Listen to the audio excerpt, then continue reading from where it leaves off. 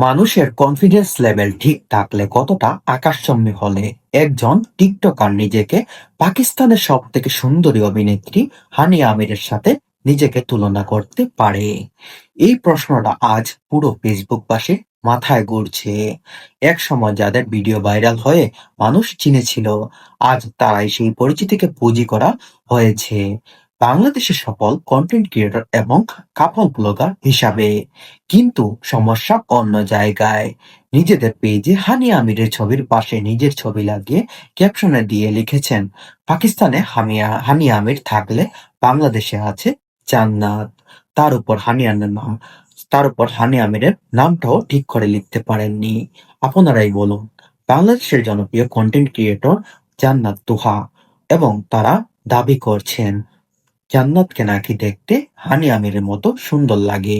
আপনাদের মতামত কি? অবশ্যই আপনাদের মতামত জানিয়ে যাবেন। জান্নাত তুহা বাংলাদেশের জনপ্রিয় কন্টেন্ট ক্রিয়েটর এবং তাদের কন্টেন্ট দেখতে আমার খুবই